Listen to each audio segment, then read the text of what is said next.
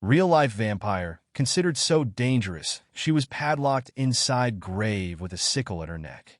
Just in time for spooky season, archaeologists have unleashed grisly new information about how a real-life vampire spent her final moments. An elite female vampire, who died some 350 years ago, was first unearthed 2 years ago at a medieval graveyard in Pień, Poland. Dubbed Zosia by researchers, new illustrations of what the 18-year-old vampires might have looked like suggest she had fair skin, blue eyes, short hair, and a single protruding incisor tooth. Zosia was also laid to reset with a silk cap on her head, which signifies that she was of a high social status. But her rank wouldn't save her from being accused of evil. Of about 100 other skeletons at the grave site, only Zosia was covered with a sickle across her neck and a giant padlock on her toe. Professor Dariusz Poliński, who has led recent research on Zosia with study partner Magda Zagrodska, told the Daily Mail, it could be assumed that for some reason those burying the woman were afraid that she would rise from the grave. Perhaps they feared she was a vampire.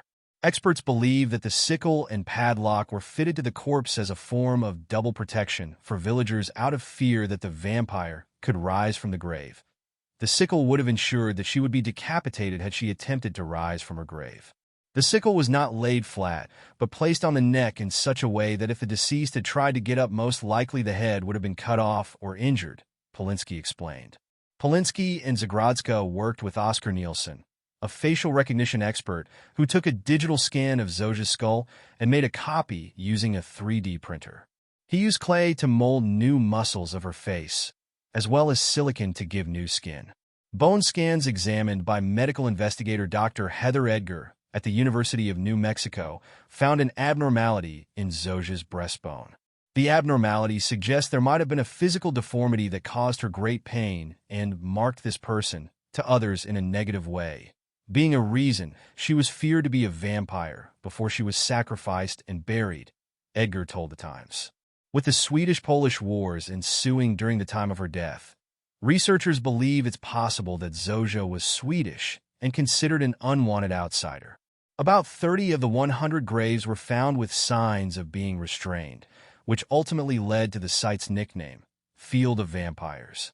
Poliński said that the cemetery was specifically for people who were excluded from the community. However, all of the graves were left unmarked, and there are no written records regarding the bodies. Among the other graves include a partially exhumed child, a woman with advanced syphilis, a pregnant woman, and a man with a child's corpse at his feet. Some bodies were turned face down, some were weighed down with stones, and others had coins in their mouths. Ways to protect against the return of the dead include cutting off the head or legs, placing the deceased face down to bite into the ground, burning them, and smashing them with a stone, Poliński told the Daily Mail. Zosia having the sickle over her neck suggests that she was feared the most by those who killed her. According to Smithsonian Magazine, Eastern Europeans initially became fearful of vampires in the 11th century, believing that some people who died would claw their way out of the grave as blood-sucking monsters that terrorized the living. By the 17th century, unusual burial practices became common across Poland in response to a reported outbreak of vampires, Science Alert reported.